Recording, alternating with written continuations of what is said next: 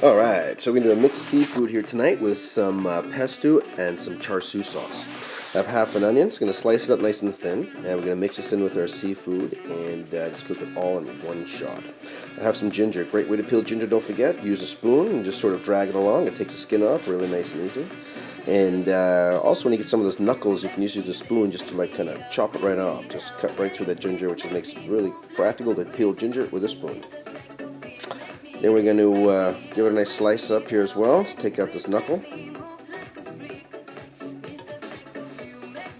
We're going to put the ginger in a nice dice, and we're going to marinate it with the fish. So first I slice the ginger nice and thin, put it on its side, slice it again, so nice long julienne. A julienne is like in the shape of a matchstick. And then we're going to turn it on its side, and we're going to just give it a nice fine little dice. So once the ginger's all nicely diced up, we're going to put it aside. We're going to chop some garlic. Alright, so it's about 4 tablespoons of ginger. I've got here 5 cloves of garlic. First thing I'm going to do is just use a precision knife to cut through the knuckle of the garlic, because that part's really not nice to eat. So I just cut it off first, discard it, and then just flatten the garlic, and then it just pops right out because the knuckle was taken off. It makes it a little easier.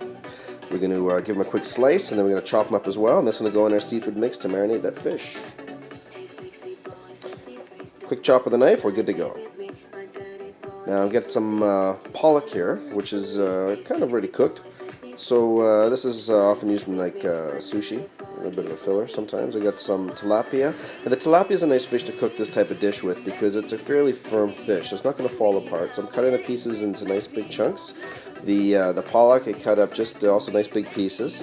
And then I have about a pound of black tiger shrimp that I've defrosted, deveined, cleaned, and they're dry. They have no moisture on them.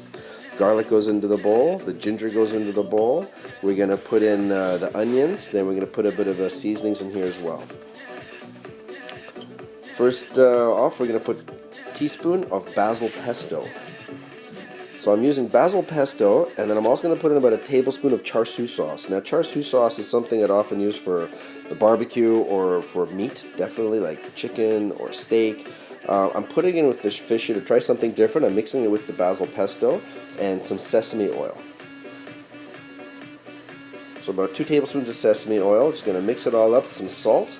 We're going to get our 12-inch frying pan nice and hot. Water's beating, so we got it on a medium-high heat.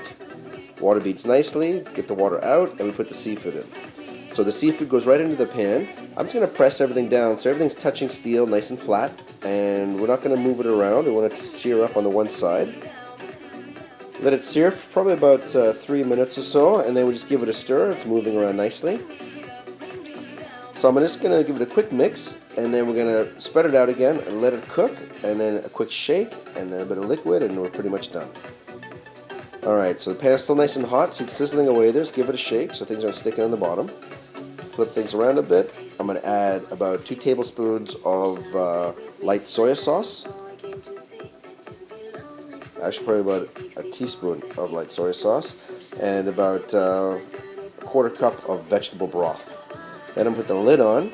We have it on a medium-high heat. Give it about 3 minutes, and now it's bubbling away nicely. The fish is just cooked. We turn the stove off and we serve. We have some steamed vegetables, which we're going to have with us as well with rice. And don't forget to subscribe for more exciting recipes.